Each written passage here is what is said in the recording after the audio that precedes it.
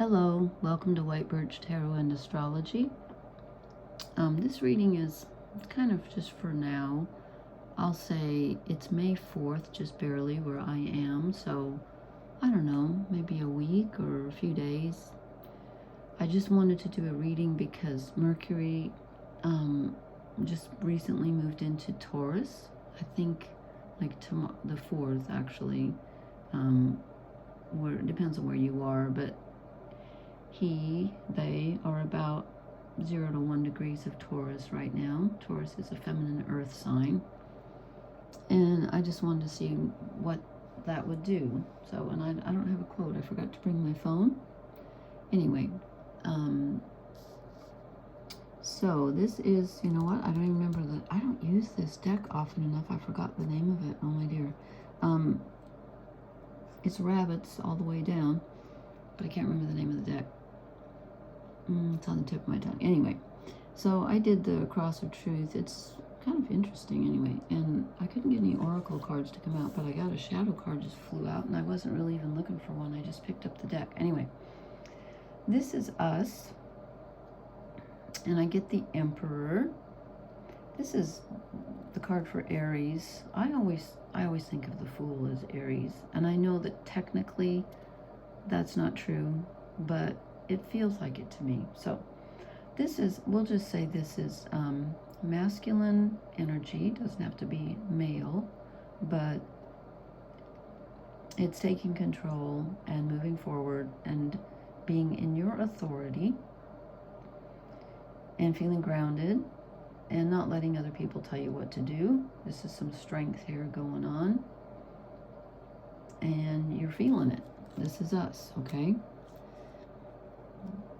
And then I asked, what are we moving away from? And I got a lot of court cards in this reading, mostly knights. No, not a queen in sight.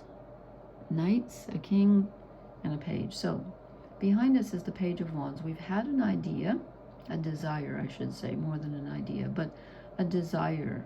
There's something that we want, that we've been wanting for a while. And we're not moving away from it, but we're moving away from the immature desire.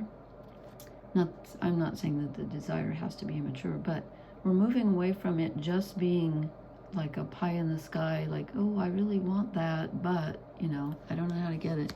We're moving away from that into the Knight of Pentacles.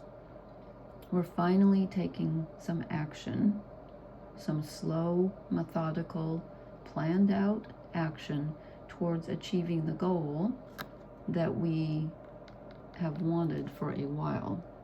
I don't know why I'm feeling like this has been around a while, even though it's an immature page. The desire has been, it's been there, but we didn't progress with it. Okay, but now we're finally on the road, and we're going to move forward, and it's something that needs to be done slowly, carefully, and I'm going to say thought out, you know, planned. So take your steps cautiously. And then I asked, what is this whole thing based on? What's the challenge? And the basis of it is the Wheel of Fortune. Okay. And it came out in the reverse, and I had just, you know, thought I had put all the cards in upright, because when I first drew them, they were all in reverse. Then I realized I had the whole deck in reverse. So I put them right side up, and then there were a few in reverse, and I put them in the right side, and then this one still came out in reverse. So I'm going to leave it that way, but my feeling is I don't know how everyone reads the cards, but I don't feel like this is good fortune and this is bad fortune, because the Wheel of Fortune is always a mixed bag depending on who you are and what kind of fortune you've been having. All it means is there's a change. Things have changed. So if you've been having some really bad luck, you're going to have maybe some better luck. If you've been having some really good luck, maybe there's going to be a little wrinkle. But I think it came out in reverse because it might have something to do with Uranus moving into Gemini recently. It may feel sudden. And again, I'm not saying it's good or bad, but it may feel sudden. And I forgot I was going to tell you something about, I will in a minute. I didn't talk about the astrology. Oops, I forgot. I'll do that at the end. We'll mix it up a bit here. So we'll start with the cards, and then I'll do the astrology. And then I asked, what are we blessed with at this time? And I got 2 of them came out together, the King of Swords and the 6 of Wands. And this is interesting because I have a Knight and a 6 over there. When I get to I did the fire, wait, how does it go? Earth, air, water, fire.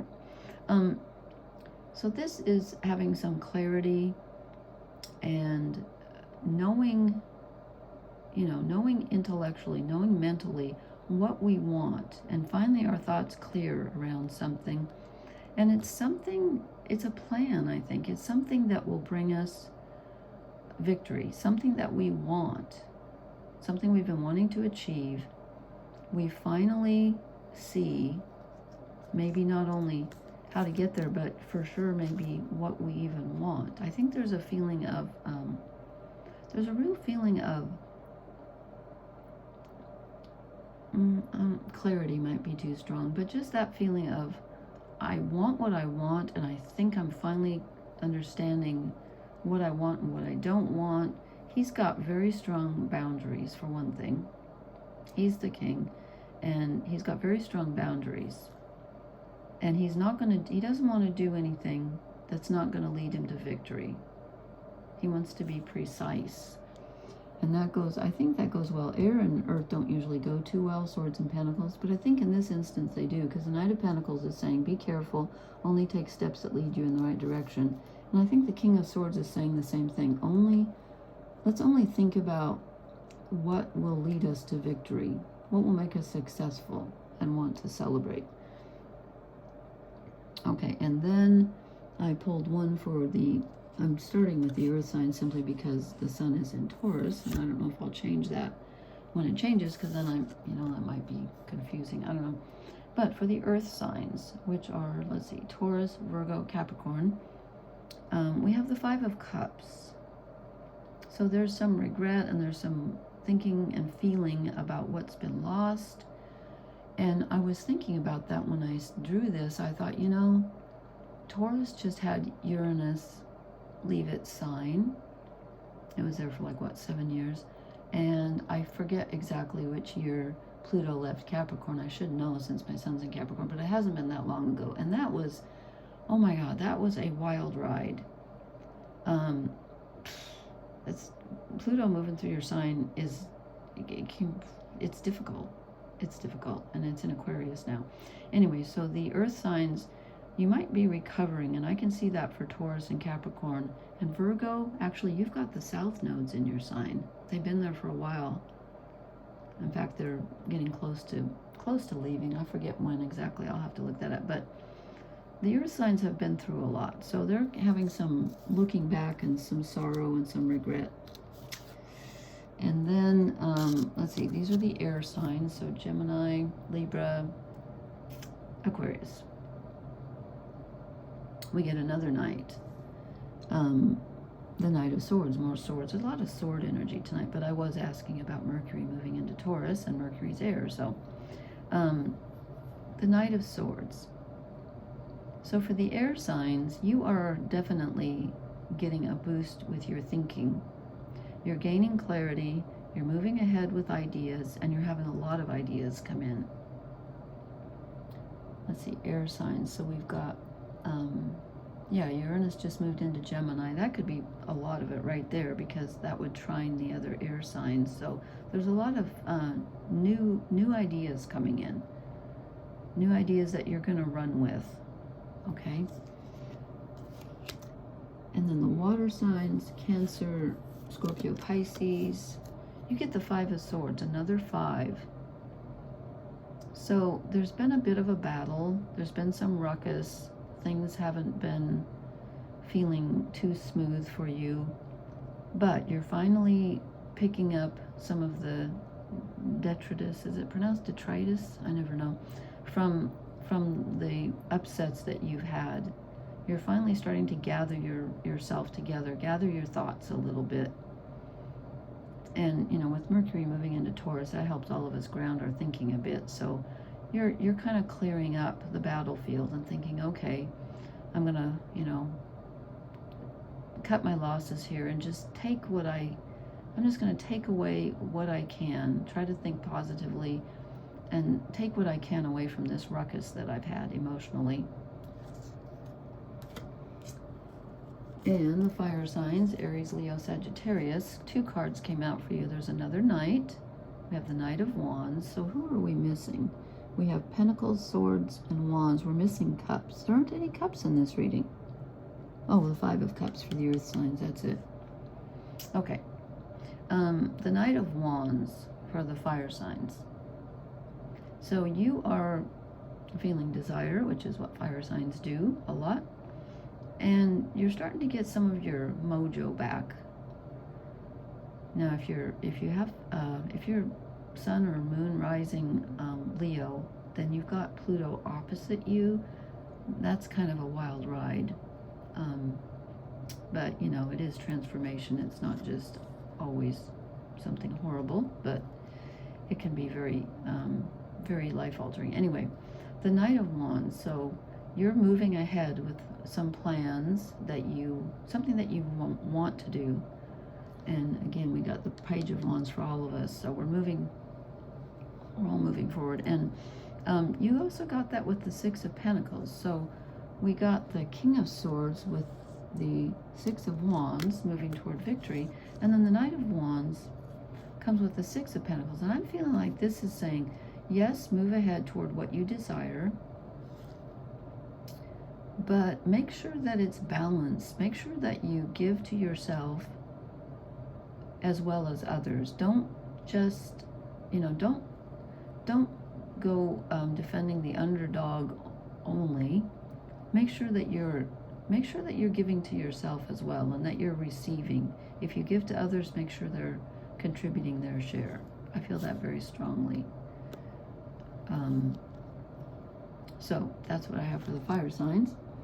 And then for all of us, I just picked up the shadow deck, and this one fell out. And to be honest, to be 100% truthful with you, sometimes I don't know what to do with shadow cards, because I feel like they can represent what we're not seeing, but I also feel like they can sometimes represent the negative side of a situation.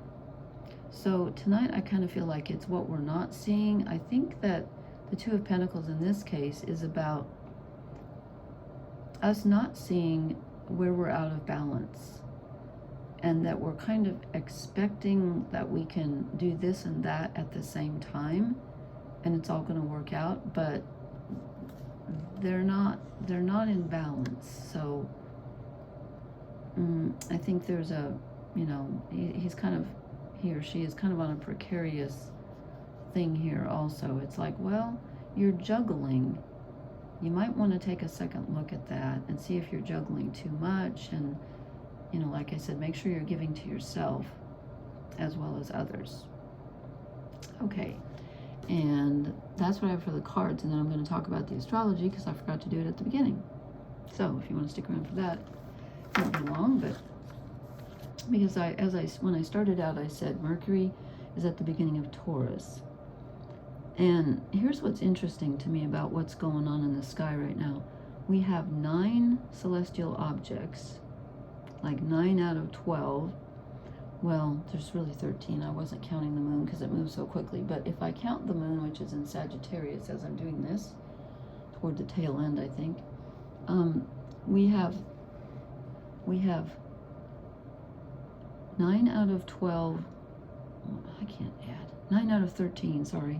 9 plus 4 equals 13 objects in the first, okay, now I have to count there, in the first 4 signs of the zodiac: Aries, Taurus, Gemini, Cancer.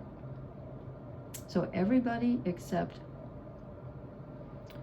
Pluto's in Aquarius, North Node's in Pisces, Black Moon Lilith is in Sagittarius, and so is the moon tonight as I'm doing this. So everybody else, they're all in the first 4 signs of the zodiac, which are sort of more personal than the last 6.